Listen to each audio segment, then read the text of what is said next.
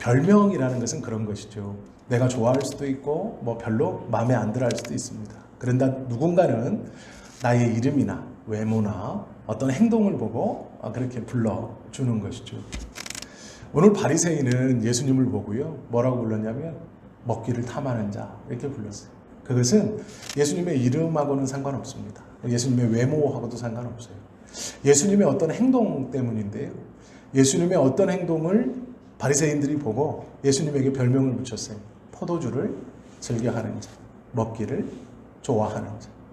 일명 먹보라는 것이죠.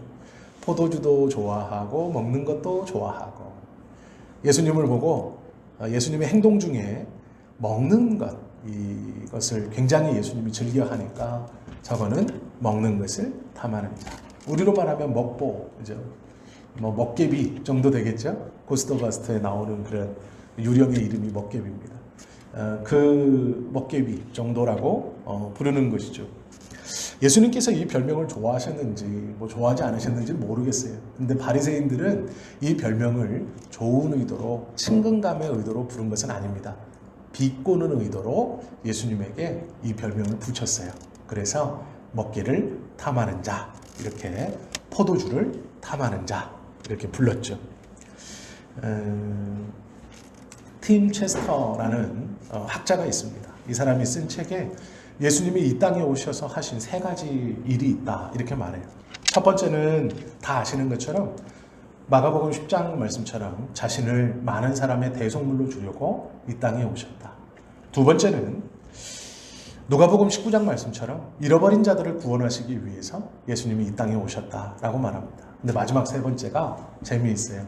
첫 번째는 자신을 많은 사람의 대속물로 주려고 이 땅에 오셨고, 두 번째는 잃어버린 자들을 구원하시기 위해서 이 땅에 오셨고, 그런데 세 번째는 예수님은 이 땅에 오셔서 먹고 마시기를 즐겨 하셨다. 이렇게 말씀한 그런 구절이 있습니다. 먹고 마셨다. 예수님이 이 땅에 오셔서 큰 어떤 대의를 이루시는 일에 대속물로, 많은 사람의 대속물로 자신을 주시기 위해서 이 땅에 오신 것, 말이 맞는 것 같습니다. 어떤 예수님이 이 땅에 오셔서 이루신 어떤 큰 대의, 그 뜻과 좀 맞는 것 같아요. 아, 대속물로 오셨구나. 두 번째, 잃어버린 자들을 구원하러 오셨다. 그것도 맞는 것 같습니다.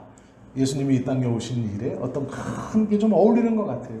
그런데 예수님이 이 땅에 오셔서 하신 대표적인 일이 세 가지인데 맨 마지막에 먹고 마셨다입니다. 좀 안 어울리는 것 같아요. 이건 예수님이 이 땅에 오셔서 이루시는 어떤 큰 대의와 상관이 있나? 이런 생각이 들죠. 먹고 마시는 것을 우리는 그렇게 중요하게 여기지 않죠. 그런데 예수님은요, 이 먹고 마시는 것을 굉장히 중요하게 여겼습니다. 그래서 바리새인들이 저거는 포도주를 탐하고 먹는 것을 탐하는 자라고 비꼬면서 얘기하셨을 때에도 포기하지 않았어요. 왜 그러냐면 중요했기 때문에 그렇습니다. 그게 왜 중요하냐면 예수님께서 이 땅에 오셔서 자신을 많은 사람의 대속물로 주신, 그리고 또 모든 이들을 구원하기 위해서 이 땅에 오신 그 일들을 어떻게 이루어 가시냐면 먹고 마시는 걸로 이루어 가시기 때문이에요. 먹고 마신다라는 것은 이 예수님에게는 많은 이들을 하나님 앞으로 인도해내고 끌어들이는 방법이었습니다. 예수님이 사용하시는 가장 효과적인 방법은요, 말씀을 전하는 게 아니었어요. 하나님의 말씀을 풀어쓰는 게 아니었어요. 예수님께서 사람들을 하나님 앞에 인격적으로 불러내어 그들의 삶을 변화시키는 가장 큰 방법은 함께 먹는 거였습니다. 함께 밥 먹는 거예요. 함께 빵을 나누고 포도주를 함께 나누어 먹는 것이었습니다. 그 식사 자리에서 예수님은 함께 밥 먹는 그들에게 하나님의 나라를 전하고 자신의 이야기를 하고, 자신이 떠나간 뒤에 그 함께 밥 먹은 사람들이 해야 하는 이야기도 가르쳐 주었어요. 종교 지도자들이 보기에는 예수님의 이 행위가 결코 좋지 않았습니다. 왜 그러냐면 종교 지도자들은 사람을 거룩하고 속된 것으로 나누었습니다.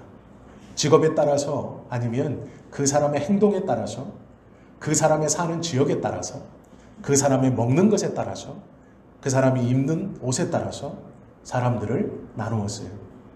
어떤 사람은 거룩한 사람, 어떤 사람은 거룩하지 못한 사람, 어떤 사람은 성결한 사람, 어떤 사람은 성결하지 못한 사람. 종교 지도자들은 그 당시에 사람들을 구별을 했습니다. 유대인들 중에서도 거룩한 사람이 있고 성결한 사람이 있고 나와 함께 가까이 하면 하나님 나라의 유익인 사람이 있고 내가 가까이 하면 하나님 나라의 방해가 될 뿐 아니라 내 스스로도 오염돼서 나조차 하나님 나라 바깥으로 나를 오염시키는 그런 사람이 있다라고 생각했습니다. 그런 사람의 대표적인 사람들의 직업군이 세리, 창기, 고아, 과부였습니다. 하나님께 버림받아 이 땅에 태어나면서부터 고아가 되는 고아들, 그들은 불건경한 사람들이었고 하나님의 징계를 받는 대표적인 사람들이었습니다. 이건 나면서부터 저주예요. 그러니 이 사람들은 좋아질 수 없습니다. 하나님이 나면서부터 저들을 고아로 버려두신 것이죠. 또한 과부, 그가 살면서 지은 죄로 말미암아 남편을 일찍 데려가고 이 땅에 자신 의지할 것 없이 자기 혼자 살게 하는 여성들, 이들도 징계를 받은 사람들이에요. 그렇기 때문에 그들과 가까이 하면 안 되죠. 부정한 사람들이었습니다. 또한 직업적으로 가정도 있고 남편도 있고 뭐 여러 가지 것들이 다 부모도 있고 있지만 그들의 직업 가운데 세리, 그들은 부정하고 더러운 직업을 가진 사람들입니다. 세금을 걷어서 로마에 바친다? 자기들은 보이지 않는 곳에서 성전에서 세금을 걷어 로마인들과 나눠 먹고 있으면서 그들이 준 권위로 그들에게 아부하면서 겉으로는 하나님을 섬기는 척하면서 직접적으로 로마에 고용되어 세금을 걷어 로마에게 드리는 세리들을 부정하다 여기고 꺼려했습니다. 또한 창기는 말할 것도 없죠. 가정을 책임질 남자가 없고 자신의 먹을 것을 책임질 아버지나 오라버니가 없을 때 여성들은 창녀가 될 가능성이 매우 높았습니다. 이들은 사회적으로 다 약자들이었고 버림받은 사람들이었고 소외된 사람들이었습니다.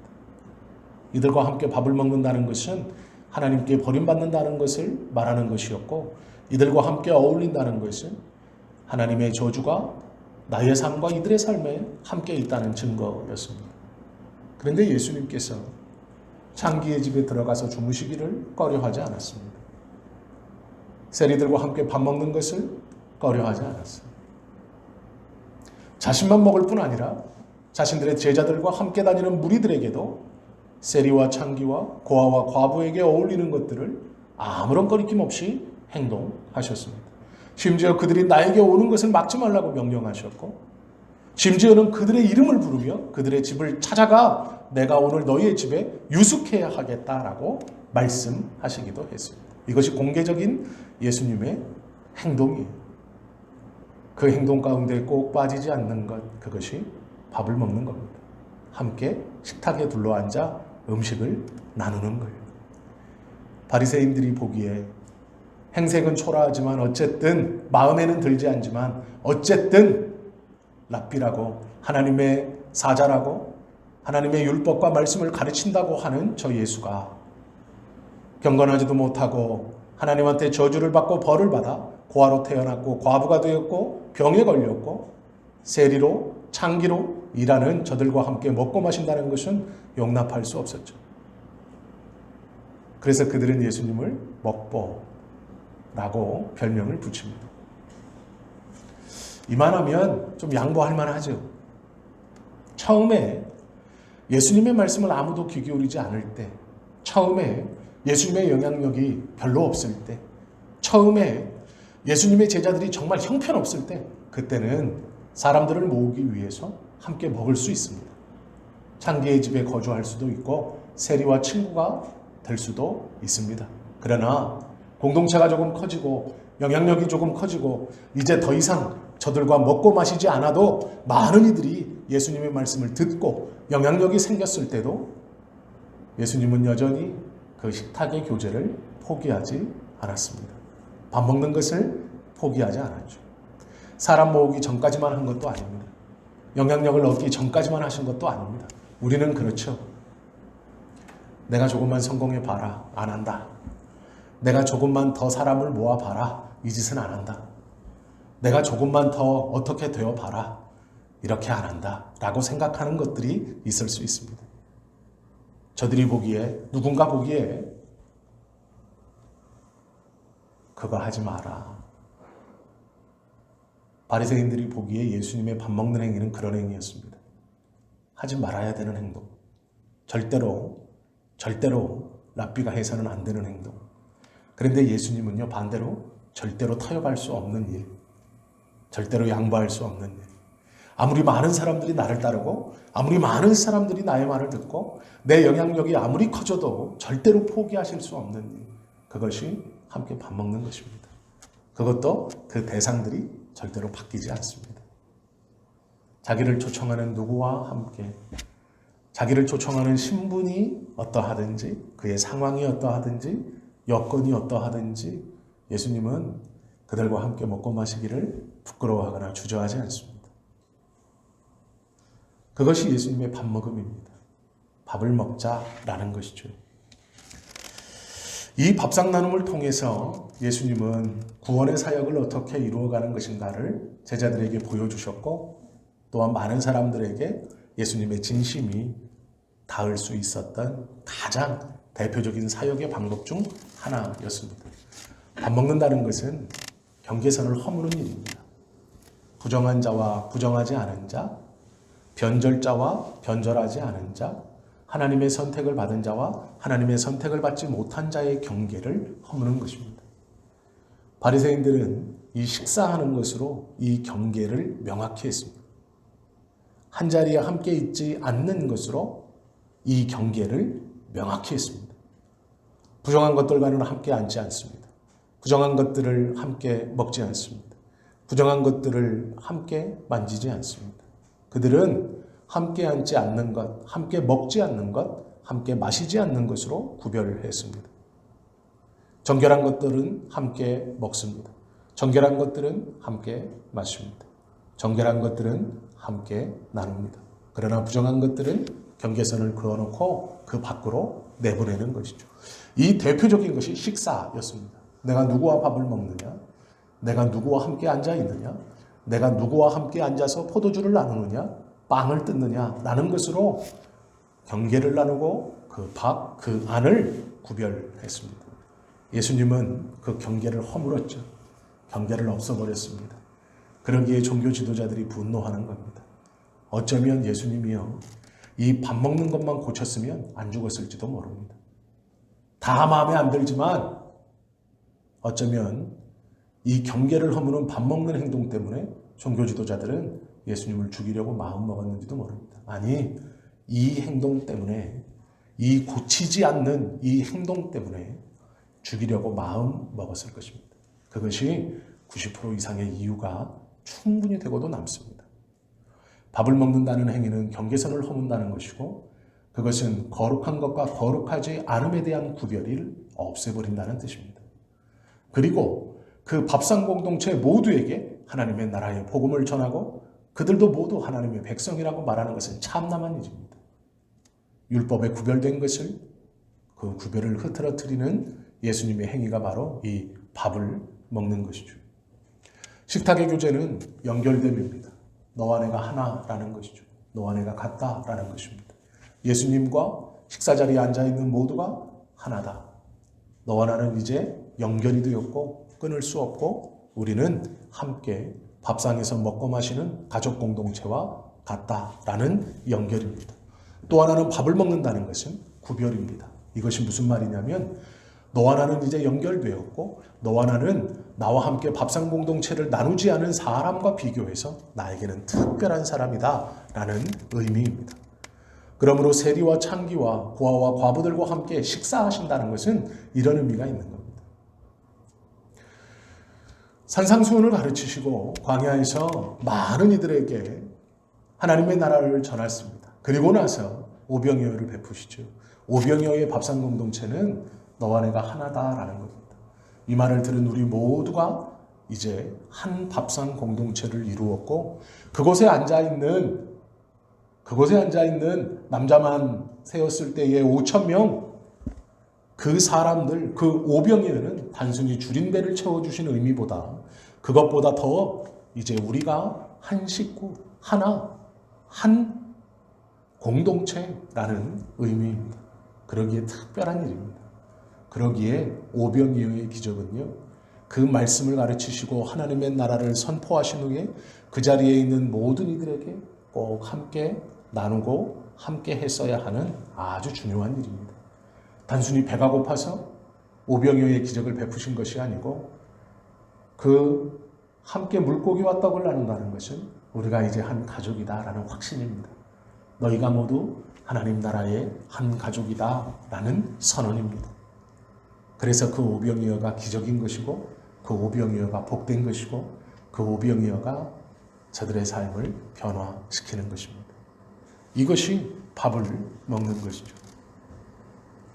예수님의 식탁교제는 데모와도 같습니다. 기득권의 세력이 정해놓은 거룩과 거룩하지 못한 것에 대한 경계를 허무는 데모의 행위입니다. 예수님의 식탁교제는 세상에 대한 항거와 불의에 맞서는 분연입니다. 그것은 함께 음식을 먹지만 큰 소리로 불합리함을 외치고 보여주는 그러한 행위입니다. 그러기에 단순히 함께 포도주를 나누고 빵을 먹는다는 것은 배고픔을 채우는 그런 행위를 넘어서 그 사회의 불합리함, 그 사회의 성과 속을 나누는 것, 거룩과 거룩하지 못한 것을 나누는 행위에 대한 예수님의 대모적 행위입니다. 반발입니다. 그것은 충동적 행위입니다. 파괴이고 급진적인 일입니다. 그러기에 포기하지 않습니다. 예수님은 단순히 줄임배를 채우기 위해 하는 행위가 아니시기 때문에 예수님은 이 밥상 공동체를 죽기 전날까지 이어가십니다. 그리고 중요하다라고 말씀하십니다. 우리가 예배 마친 후에 교회에서 오늘은 국수를 먹었습니다. 한 솥에서 끓여서 휘휘 저어 함께 나눠 먹은 그 국수도 똑같은 의미입니다. 배고픔을 단순히 채우는 의미, 그 이상을 넘어서 예수님께서 하나님의 말씀을 나누고 그 말씀 가운데 하나님의 나라를 사모하는 자들에게 오병이어를 베푸셔 우리는 모두 한 가족이다 라는 선언처럼 예수님께서 베푸셨던 그 밥상 공동체의 그 의미처럼 우리도 그렇게 함께 음식을 나누는 것이죠. 기존 질서를 뒤집는 것이 이 밥상 공동체입니다. 예수님이 함께 밥을 먹는다라는 것입니다. 이때에는요, 상석이라는 게 있었습니다.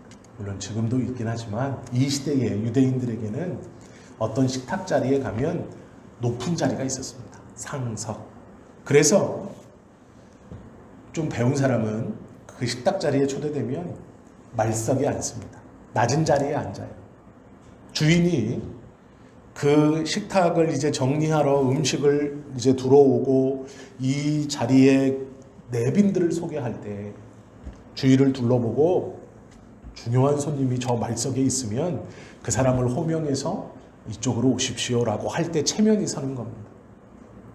그런데 만약 내가 그 자리에서 높은 사람인 줄 알고 상석에 앉았다가 자기보다 더 높은 사람이 안내되어서 내 자리를 양보하게 되고 내가 그보다 아래의 석으로 내려가 말석에 앉으면 그것은 창피한 일이었습니다. 성경에도 그 이야기가 있죠. 이만큼 이때는요, 높음, 낮음, 상석, 말석 이것이 구별되던 때입니다. 밥 먹을 때에도 그냥 먹는 것이 아니고 높은 자리가 있고 낮은 자리가 있는 겁니다. 예수님께서 그 시대에 다 함께 먹고 마시는 것을 원했다. 아무 집에나 자신을 초청하는 집에 가서 함께 먹고 마셨다라는 것은 그 기준을 허물어뜨리는 겁니다. 하나님과의 연합이지만 세상과에서의 투쟁이기도 했습니다. 하나님 나라의 초청이기도 하지만 세상 나라의 데모, 반대, 투쟁인 것이죠. 예수님께서 만들어 놓으신 이 식탁의 교제는 그래서 매우 중요합니다. 교회가요, 단순히 점심때쯤 예배드리고 배가 고프니 밥을 먹고 그런 게 아닙니다. 단순히 줄인 것을 채우는 것이 아니죠. 가만히 보십시오. 세상은요, 힘의 논리가 지배하는 곳이죠. 힘이 세면 나쁜 짓을 해도요, 큰 벌을 받지 않습니다. 유전무죄, 무전유죄라는 말이 있죠. 살면 살수록 그 말을 실감합니다. 법원에서는 통용되는 말이 하나 있다고 합니다. 3천억 이상 사기치면 절대로 감옥 가지 않는답니다. 사기를 치려면 3천억 이상 치면 안 간답니다. 좋은 변호사를 써서 빠져나오는 것인지 어떤지는 모르겠지만 통용되는 말이라고 합니다. 사기를 칠래도 3천억 이상 치면 감옥에 안 간다. 소를 도둑질하는 사람은 태형에 맞아도 나르를 도둑질하면 왕이 된다라는 말도 있습니다. 힘이 있는 사람은요, 어떤 잘못을 해도 처벌을 받지 않죠. 그것이 세상의 법칙입니다. 세상은 힘이 곧 법이죠. 바리새인들은 그것에 철저하게 순종하고 순응하는 사람들이었습니다. 자신들의 기득권을 절대로 잊지 않기 위해서 이 세상이 무너지거나 이 세상이 전복되거나 이 세상이 달라지면 안 되었습니다. 그렇기 때문에 예수께서 일으키시는 이 밥상 공동체의 변화는 그들에게는 눈의 가시와 같은 것이었고, 단순히 세리와 창기와 고아와 과부들과 없는 자들과 가난한 자들과 밥을 먹는 행위가 아니라 그것은 자신들에 대한 도전입니다. 그러기에 비꼬는 것이고 비아냥되는 것이고 두고 볼 수가 없는 것이죠. 그 행위가 그러기에 그들을 분노케 하는 것입니다. 단순히 어려운 사람들과 밥을 먹는 것이 아니고 그것은 자신이 가지고 있는 기득권을 파괴하는 것이고 자신이 세우는 기준을 파괴하는 것이기 때문에 그들은 분노합니다. 예수님은 그것을 알고 있습니다. 그러나 타협하지 않죠. 힘이 있는 자 편에 서는 것이 세상이지만 하나님은요, 변화되어야 하는 편에 서는 것이 하나님입니다. 더 쉽게 얘기하면 오해하지 마십시오. 예수님은 약자의 편은 아닙니다. 그렇다고 예수님이 힘 있는 사람의 편이냐? 그렇지 않습니다. 예수님은 언제나 변화되어야 하는 자의 편입니다. 변화되어야 할 자의 편입니다. 강자는 힘이 있는 사람은 변하기를 원치 않습니다. 우리가 변화되기를 원한다면 하나님은 우리 편이실 겁니다. 그러나 어느 순간 우리가 강자가 되어서 내 것을 지키려 하고 변화되기를 거부하고 변화되어져야 하는 사람들을 억누르고 있다면 과거에 나의 편이셨던 하나님이 저의 편이 되어 나를 무너뜨리실 수도 있습니다. 하나님은 약자의 편이 아닙니다. 잘 묵상하셔야 되고 잘 알아들으셔야 됩니다. 하나님은 변화되어야 할 사람의 편입니다. 변화되고자 하는 사람의 편입니다. 지키고 누르고 하는 사람들을 대적합니다. 종교 지도자들도 하나님의 이름을 가지고 지키려고 했습니다. 그러나 그것은 엄밀히 말하면 기득권입니다. 예수님은 그것을 바꾸려고 하시는 것이죠. 누가복음 10장 3절 7절 말씀에 보면 이런 말씀이 있습니다. 갈지어다 내가 너희를 보냄이 어린 양을 이리 가운데로 보냄과 같도다. 전대나 배낭이나 신발을 가지지 말며 길에서 아무에게도 문안하지 말며 어느 집에 들어가든지 먼저 말하되 이 집이 평안할지어다 하라. 만일 평안을 받을 리가 거기 있으면 너희의 평안이 그에게 머물 것이요 그렇지 않으면 너희에게로 돌아오리라. 그 집에 유하며 주는 것을 먹고 마시라. 일꾼이 그 싹 받는 것이 마땅하니라. 이 집에서 저 집으로 옮기지 말라 라고 말씀합니다. 이 누가복음 10장 7절의 말씀에 보면 먹고 마시라 이렇게 말합니다. 먹고 마시는 것을 예수님이요 그렇게 하라라고 말합니다. 먹고 마시는 문제는 예수님에게 중요한 예수님의 사역의 대표적인 방법이었습니다. 그러기에 제자들에게도 그것을 가르칩니다. 먹고 마시라. 그것이 옳다라고 말씀합니다. 요한계시록 3장 20절에 보면 볼지어다 내가 문 밖에 서서 두드리노니 누구든지 내 음성을 듣고 문을 열면 내가 그에게로 들어가 그와 더불어 먹고 그는 나와 더불어 먹으리라 라고 말씀합니다. 제자들에게 복음을 전하거든 신발도 가져가지 마라. 전대도 필요 없다. 걱정하지 마라. 그런데 꼭 지켜야 할 것이 있습니다. 먹고 마셔라. 그리고 계시록에 보면 내 음성을 듣고 문을 열면 내가 그 문 연 너에게로 들어가 내가 너와 함께 먹을 것이다. 너는 나와 함께 먹을 것이다. 이 먹는 문제는요 예수님에게 굉장히 중요한 귀하고 복된 일 중에 하나입니다. 그러기에 우리가 이것을 소홀하게 여기시면 안 됩니다. 우리가 한 솥에서 나오는 이 먹음의 문제를 가볍게 여겨서는 안 된다라는 것입니다.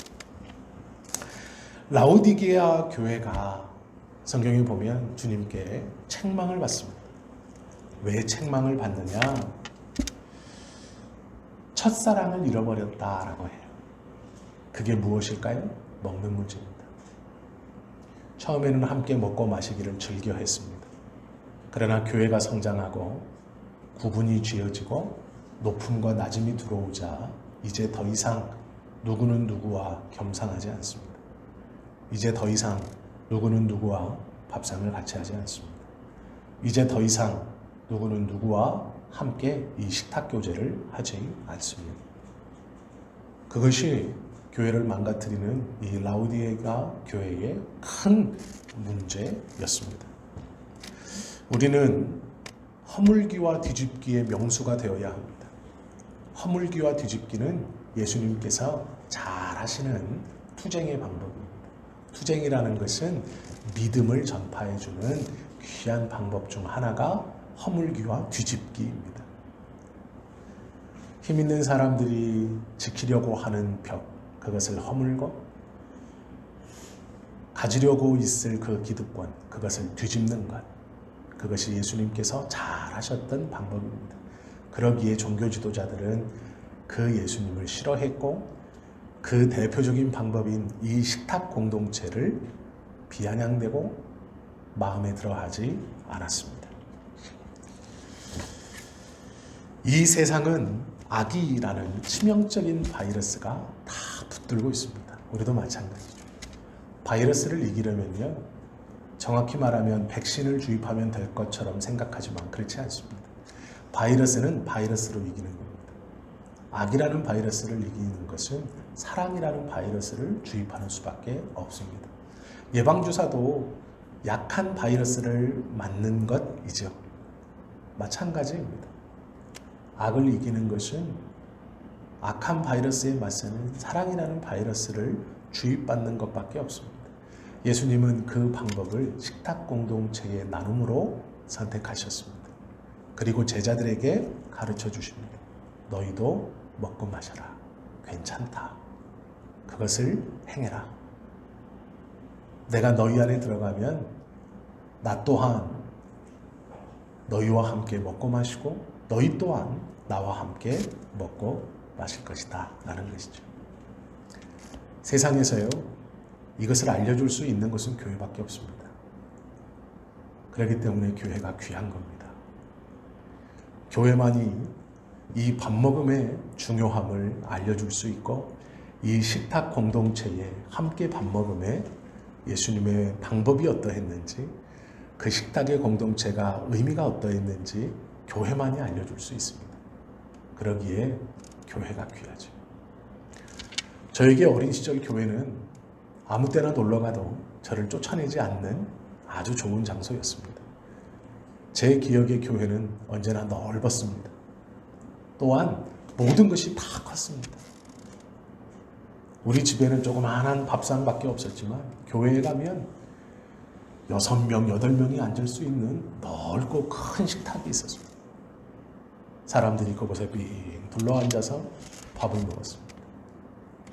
교회에 가면 혼자 앉는 조그마한 의자가 아니라 8명이 앉을 수 있는 긴 장의자가 한참이나 있었습니다.